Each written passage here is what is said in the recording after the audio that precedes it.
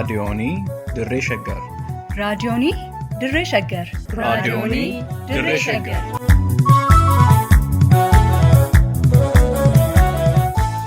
Raadiyoonii Dirree Shaggari. Raadiyooniin Dirree Shaggar torbaan guutuu guyyoodhaan galgalatti sa'aatii tokkorraa eegalee hamma sa'aatii tokkoof walakkaatti dambalii gabaabaa meetir baandii 19 kiiloo heerzii 15,415 irratti qophii dabarsuu hamma jalqaba. Raadiyoonii Dirree Shaggar.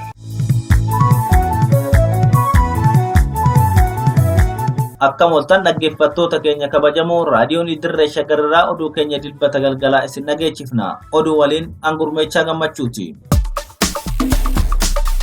Abbootiin gadaa mootummaa Abbaa Irree uummata Oromoo fixuuf beekamtii kennuuf fudhatama hin qabu jedhame. Mootummaan Bilxiginnaa qonnaan bultoota Oromoo magaalaa Finfinnee bifa haaraan lafa isaaniirraa buqqisuuf qophii irra jira jedhame. Kunniin ijoowwan oduu keenyaarraati amma oduu tokko tokkoon.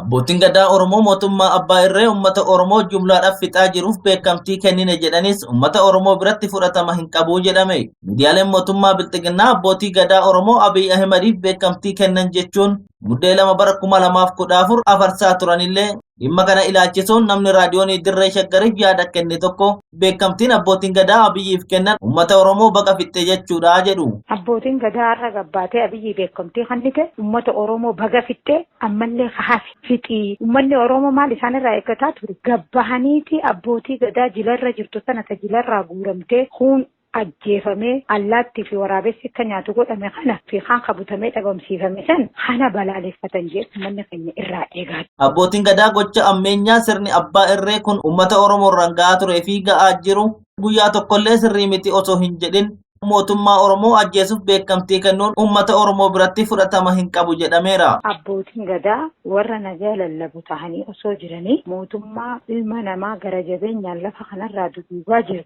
osoo guyya tokko akka abbootii gadaatti hin balaaleffatin baga uummata kana fixxe jedhanii beekamtii kennuuf waan sirriidha miti. Isaan ilma abbaa gadaa jedhanii warra moggaasaniif kana aboo uummata kana fixutti jirta irraa dhaabbatu warri hin jedhin har'aan abbootii gadaa Oromooti yoo je Oromoo bakka itti dabaluunis abbootiin gadaa namicha Wallaggaa fi Wallotti diroonidhaan uummata keenya fixaa ture osoo arganii fi dhaga'anii jila gadaa sirnichaan rashanameef dhukkubsachuu dhiisanii beekamtii kennuufitti hedduu akka gaddan dubbatu. Wallaggatti boombiin uummata keenya diroonaan lafarraa duguugu jiru kana qawweenis waraanni isaa itti bobba'ee Walloo dabalatee akkasitti lafarraa duguugu jiru kana osoo guyya tokko uummata kanaatu qabsaa'ee qabsootti si fide kabaja uummata kanaan malu kennuuf illee baattu.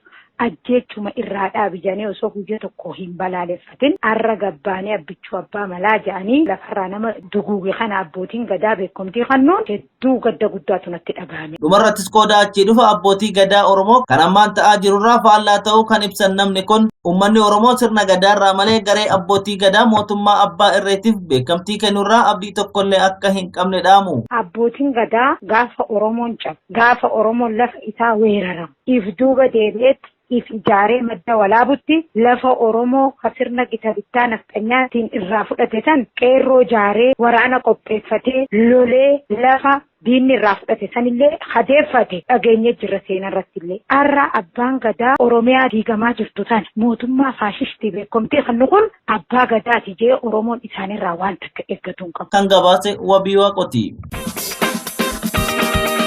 Sirna Minilik irraa eegalee hanga kufaatii sirna Wayyaanetti fedhii uummata Oromoo Finfinnee irraa dhiibuuf qabaniin mootummoonni uummata achirra jiraachaa ture aadaa, duudhaa, eenyummaa fi seenaa balleessuu maddiitti magaalattii keessaa baasuuf carraaqaa turanillee sirni mootummaa Bilxiginnaa gara aangootti eega dhufee kaasee immoo hubaatii fi miidhaan qonnaan bultoota magaalaa Finfinnee irra ga'aa jiru akka malee dabalaa dhufuusaa ijoolleen qonnaan bultoota magaalaa Finfinnee raadiyoonii Dirree Shaggaritti himan. Magaalaa Finfinnee kutaa bulchiinsa magaalaa Boolee duraanii amma immoo lammii kuraa jedhamee beekamu kanneen jiraatan ijoolleen qonnaan bultootaa gaazexeessaa raadiyoonii Dirree Shaggar bakkasitti argameef yaadawwan qoodaniin lafa isaanii irratti horanii horsiifatan qotanii sittiin jiraachaa turan gadhiisanii akka deemaniif mootummaan Bilxiginnaa maatii isaanii akeekkachiisuu himanii haalli jiruu fi jireenya isaanii gara fuula duraa akka isaan yaaddessu dubbataniiru. Mootummaan lafa kana na fudhadhaadha. Humnaan fudhachuudhaafis mirga qaba. Qotee bulaan irraa asitti horii isaa irratti horsiifatee midhaan irraa fayyadamee mana isaa irratti ijaarratee asirraa xaqqamamuu danda'a. Lafti kun uummata kanarraa ammoo fudhatame mootummaan gatii gaadhaan miti. Ani inni kennu birrii tokkoo fi birrii lama wayi birrii tokkoof shilingiidha. Wayi birrii sadi ta'uu danda'a kaareen akka ammaatti jechaadha. Gizee kana immoo kaareen dhibbi tokkochaan ammamuu waan hin baafnedha. Uummanni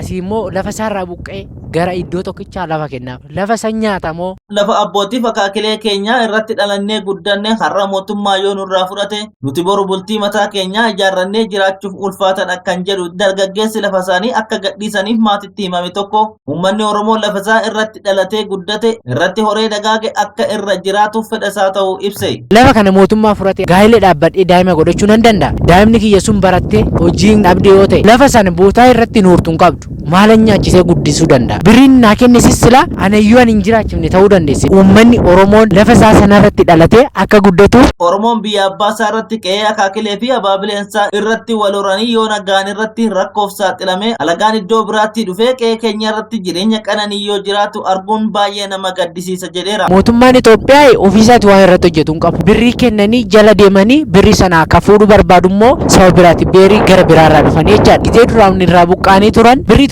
tokkoof shilingii waan akkasii kana herreegamaa ture. Inni garuu gatii gahaa hin baafne biyyi gizee sana mana sassaa san ittiin ijaarratee lafa isaa irraa hari'amee lafa isaa sanarraa buqqee birrii sun gizee dhumte kaan xabbaqaa galee kaan immoo waan nyaatu dhabee kaan daandiirra deemeellee hojii waan ittiin hojjetu dhabe. Mootummaan immoo fudhatee waan irratti hojii hojjete miti. Sabuma biraatu dhufee hojii sanas irratti hojjetu. Qonnaan bultoonni Oromoo magaalaa Finfinnee kutaa bulchiinsa magaalaa Boolee duraanii kan amma lammii kuraa akka buqqaan taasifaman beenyaa gahaa malee lafa isaaniirraa buqqa'uun bakki qubatanillee akka hin beekamne kan eeru dargaggeessi kun mootummaan qonnaan bultoota kanneen lafa isaanii gadhiisanii akka deeman kan barbaaduuf hidda Oromoo naannoo sanarraa mancaasuuf akka ta'e dubbate. Warri naannoo kana buqqaanii turan birrii gahaa sila hin arganne bootuma isaaniitti qubatanii jiraniyyuu hin beekamu jechaadha. Uummanni Oromoo babbadee sabni biraa dhufee lafa kana dhaale sila ta'eef akkatti deebi'anii irratti galanis hin qaban. Naannoon Gooroo kuni lafti akka jirutti uummata irraa fudhatameera. Inni hafeeyyuu fudhatamuudhaaf ilaalameera. Liiban jaarsotu gabaase.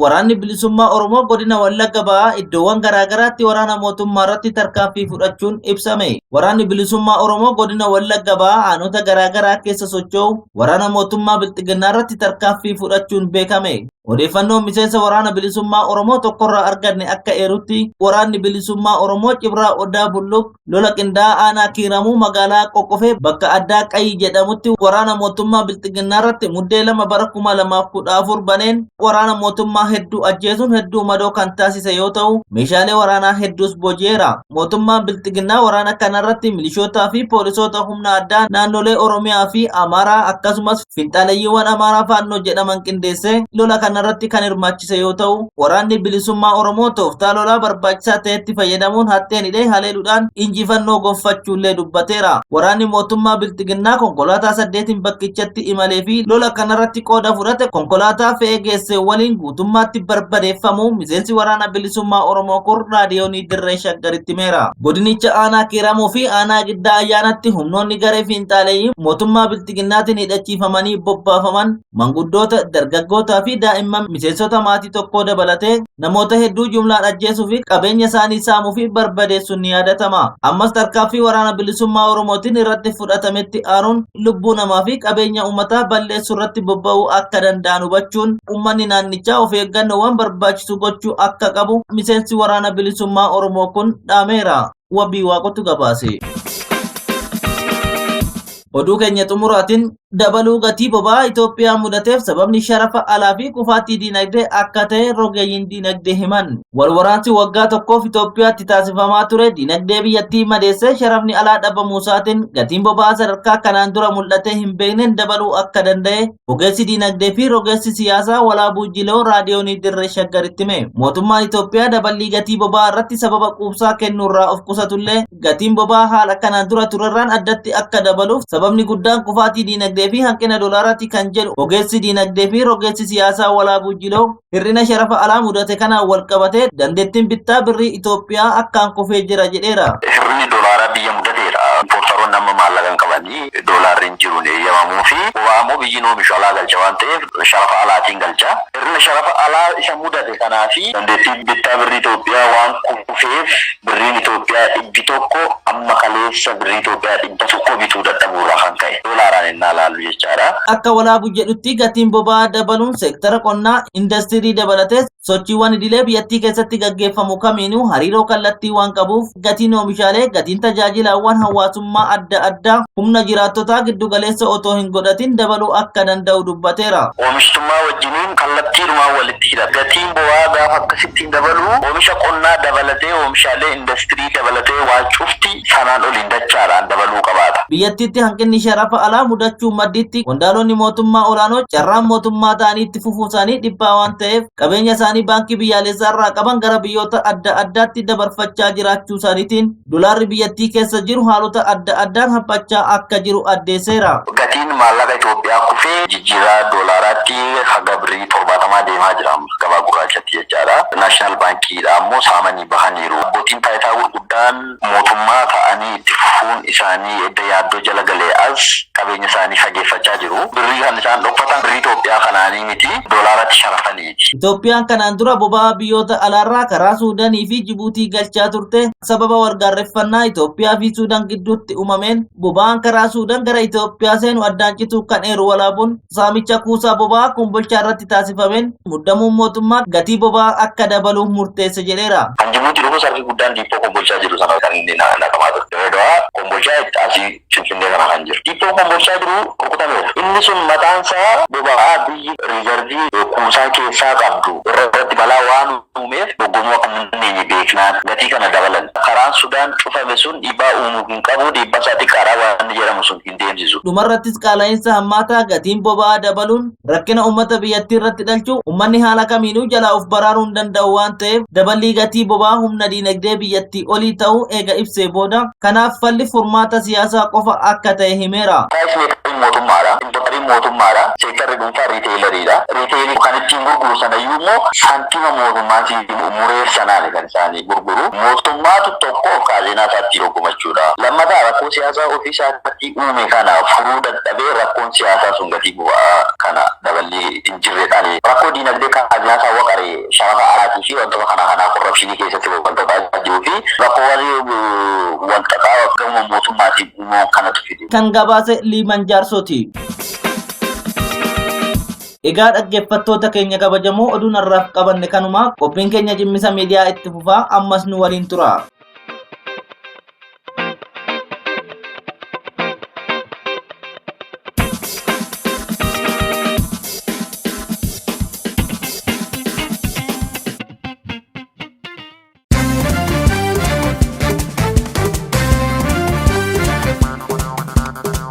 Cimmisa miidiyaa. Qophii kanaan dhimmoota bilbiltuu taateewwanii fi mudannoowwan tibbana Itoophiyaa fi naannawa gaanfa Afrikaatti ta'an raawwataman odeessaalee fi yaadawwan gama siyaasaa fi hawaasa dinagdeetiin hubatamanii fi dhiyaatan keessaa sacaanee muraasa isaanii isiniif dhiyeessina. Cimmisa miidiyaa.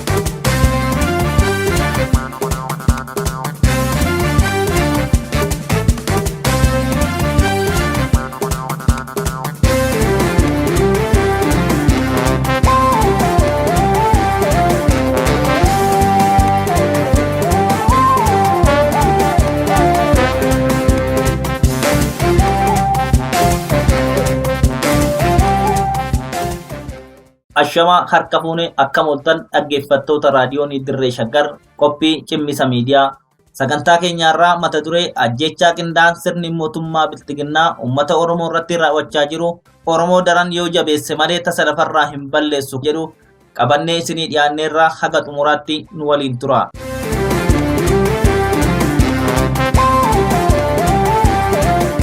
Minilik Impaayera Itoophiyaa jedhamtu kana humna qawweetiin eega ijaaree kaasee uummanni Oromoo jaarraa tokkoof walakkaa oliif ajjechaa suukaneessaa hadheeffachaa yoo nagayeera.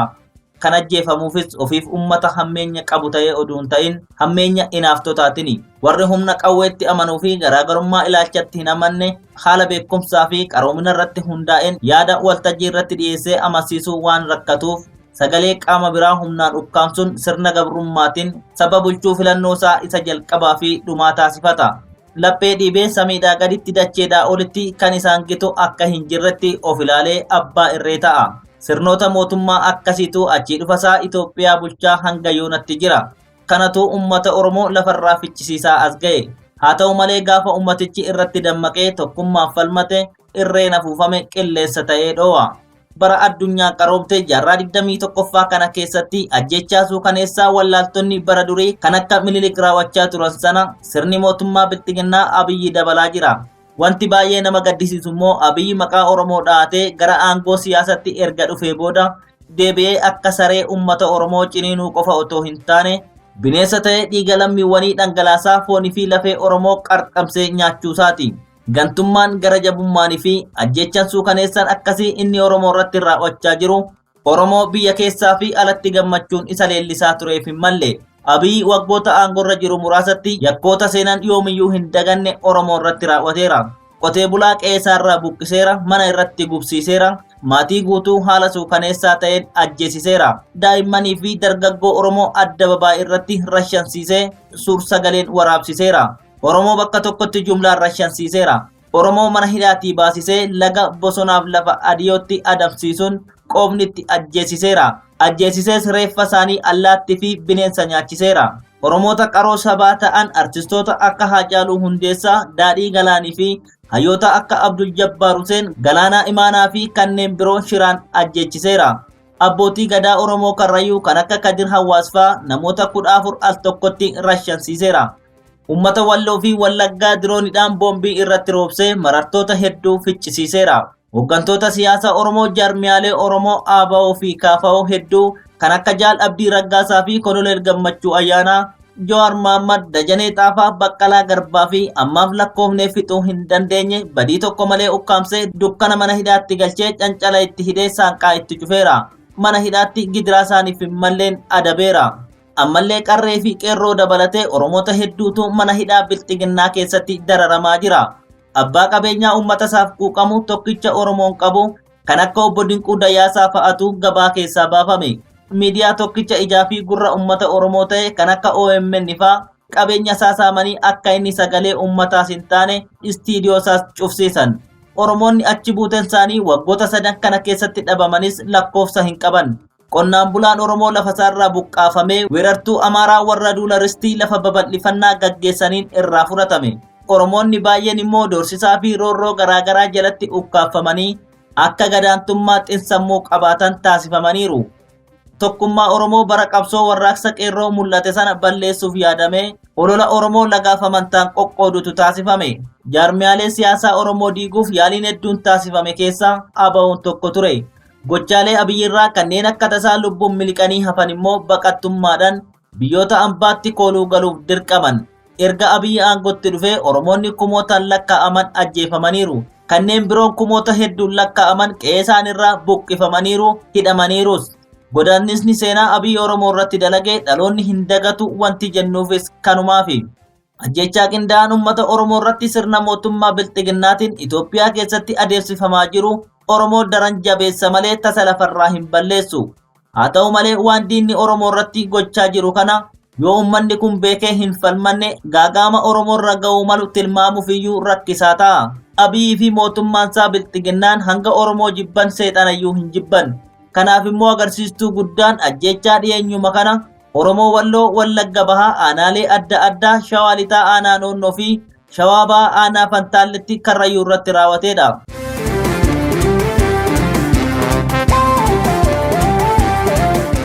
Bilxiginnaan Abiyyi Oromoo Walloo hanga Wallaggaatti jiru irratti maal raawwate? Akkuma seensarratti tuquuf yaallee jibbinsi Abiyyi Oromoof qabu sodaa inni Oromoo irraa qabu irraa madda. Maddi sodaa isaa immoo soba isaati. Sobaan afaan tolee qabsaa'ota Oromoo keessa dhokatee akka jeedala hoolota keessa dhokattee hoolota fixxee jedhan sanaatti qabsaa'ota Oromoo ganeera. Gantummaa isaaf sababni guddaan immoo shakkii sabboonummaa Oromoo irraa qabudha. Osoo inni mataansaa Oromoo ta'ee yookiin xinsammuu Oromoo keessatti guddateera ta'ee Oromummaan qoricha malee dhibee Itoophiyaa akka hin taane ni hubata ture. Garuu mataansaayyuu burjaajii eenyummaa yookiin identity crisis keessa waan jiruuf sabboonummaa Oromoo laaffisuun Oromummaa balleessee sammuu uummata Oromoo keessatti Itoophiyummaa maxxansuuf kufee ka'e. Abjuusaa kana milkeessuuf immoo harcaatotaa fi leellistoota sirna Itoophiyaa duraanii sana masaraa mootummaa isaatti walitti waammate. Siidawwan nugusoota du'anii dhaabee fi hafuura isaanii harganuu jalqabe. Abiyyi bu'aa qabsoo qeerroo Oromoo butamteen aangootti ol bahullee Oromoota warra kaan shiraan ofirraa fageesse. Sana booda Oromoo cabsuu irratti fuula naanneffate. Wanti xiyyaara waraanaatii fi diroonidhaan Oromoo walloo irratti ta'es kanuma.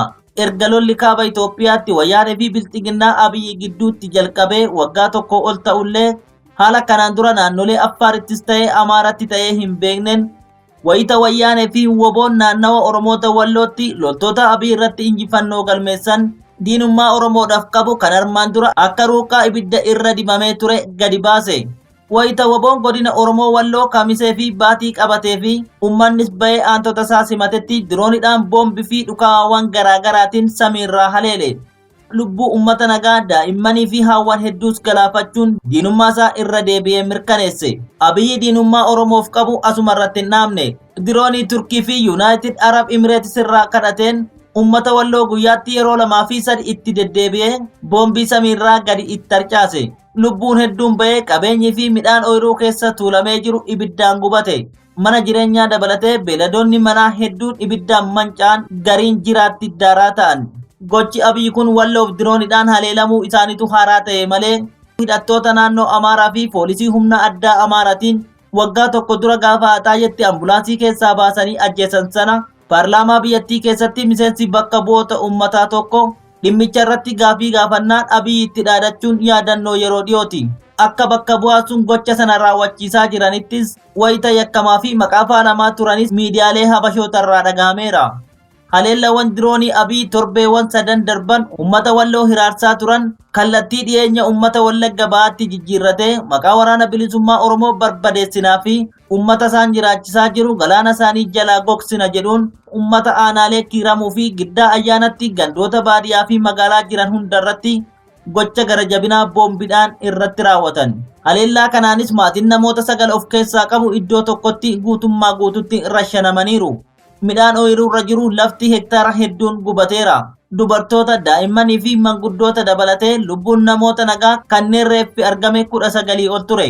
Kanneen madoo ta'an immoo lakkoofsa dhibboota lakkaa'amanis akka turan raadiyoonii Dirree Shaggar dabalatee miidiyaaleen akka OMN, VOA fi BBC'n Afaan Oromoo maatii miidhamtootaa waabeffachuun gabaasaa turaniiru.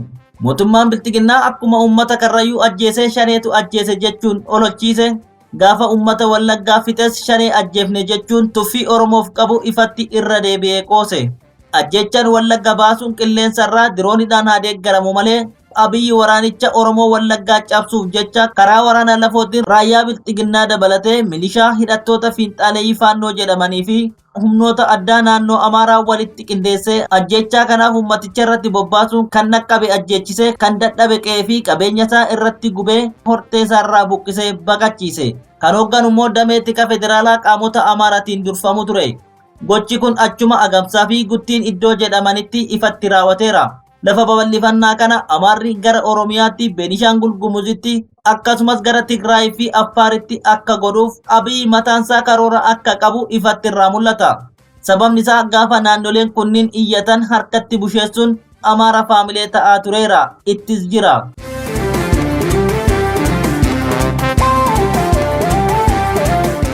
Abiyyi Oromoo Shawaa Lixaatii hanga Karrayyuu irratti yoo maal raawwate? Akkuma ajjechaa godinaalee Oromiyaa biraatti jalqabsiisee jirutti godina Shawaa Lixaa aanaa noonnoottis lola qindaa'aa harki mootummaa Bilxiginnaa keessa jiruun qubattoonni Amaaraa gama fiinxaaleeyyiitiin dhoksaadhaan hidhannoon iyyamsiifameen uummata Oromoo harka qullaa jiru irratti duulchifamanii guyyaa tokkotti lubbuun namoota 29 galaafatameera.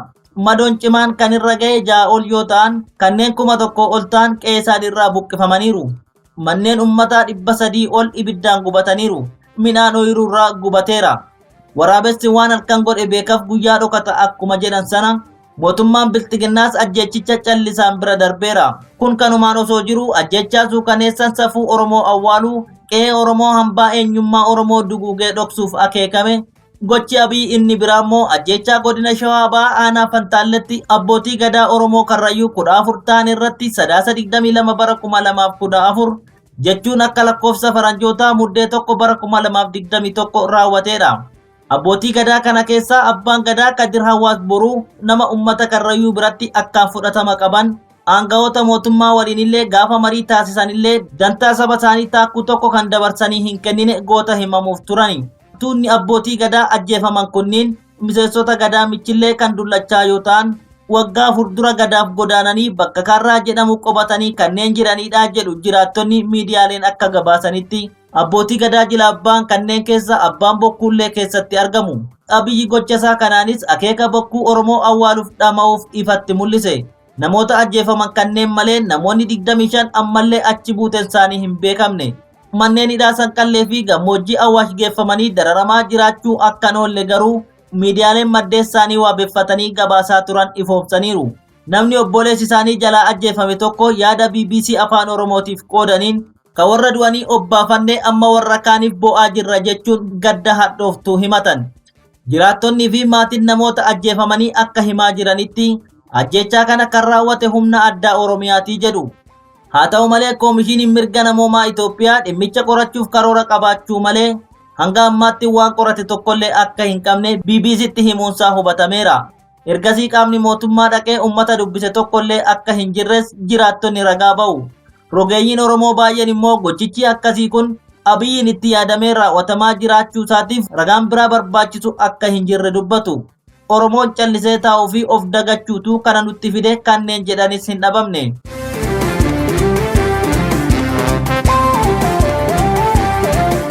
Oromoon maal gochuu qaba? Oromoon akka sabaattiyyuu jiraachuun shakkii guddaa ta'aa dhufeera.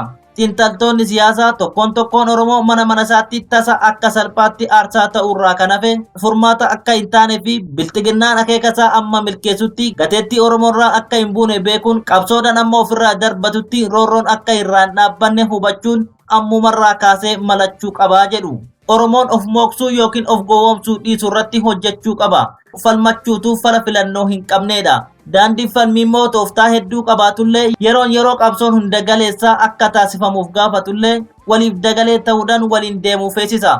Uummanni Oromoo alaaf keessa jiru kan manaaf laga jiru akka ta'utti of ijaaree tokkummaadhaan qabsoo hadhooftuu aarsaa kamiyyuu gaafattu baasee falmatee of kabachiisuu qaba. Kana ta'uu baannaan dhiigni Oromoo akkuma dhiiga saree daandii irratti dhangala'uu barumaan itti fufa. Oromoon ofiif jabaatee diina fuuldura amma hin dhaabbannee fi jabina isaa amma hin hubachiifnetti qaamni garagalee ilaalu hin jiru. Sodaataa haatu hin jaalattu jedhama mitiire. Yoo akkas ta'e fira horataa diina birattis kabaja gonfata. Oromoon diina qabsoo malee fira qabsoo hin qabu. Dhaaboliin Oromoos ibsa baasuutiin alatti dhiibban isaa mootummaa gabrooffataa kanarratti godhaa jiran hanga yaadamuu miti. Firiin ibsa isaan baasanii jijjiirama fide hin qabu. Yoo danda'an adeemsa qabsoo isaanii keessa deebi'anii ilaaluun akka firii kennutti of sirneessuu qabu. Diyaaspooraan illee waca miidiyaa hawaasaa caalaa waan qabatamaa bilxiginnaa iddoodhaan maqsuu irratti xiyyeeffatanii hojjechuu hin dandeenye. Hanga tokko adeemsa irratti hirrinni jiraatu sochii waraanni bilisummaa Oromoo yeroo gabaabaa waggoota muraasa keessatti of ijaaruun jijjiirama fideera jechuun ni danda'ama. Sababa isaatiin namoota yakkuuf daandiin banamuufillee gaafa maqaan waraana bilisummaa Oromoo dhaamu sodaa akkamii diinatti akka uumu hubachuun ni danda'ama. Ta'us ammallee wanti hafu jira. San immoo Oromoon qaawwa kooti jedhee hubatee duuchaa deemuun fardii yookiin dirqama ta'a.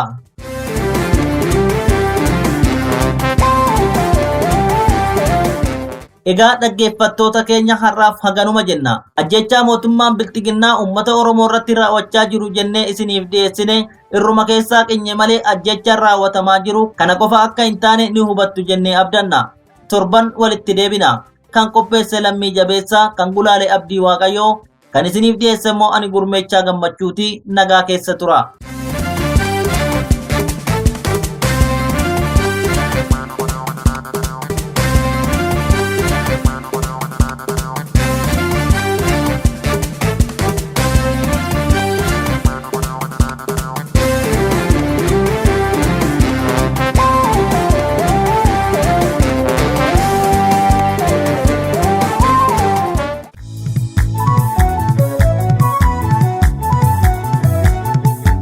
Egaa dhaggeeffattoota keenya oduu dabalatee sagantaa keenya har'aatiin akka bohaartanii fi wannoo sakkarraa qooddattan ni abdanna.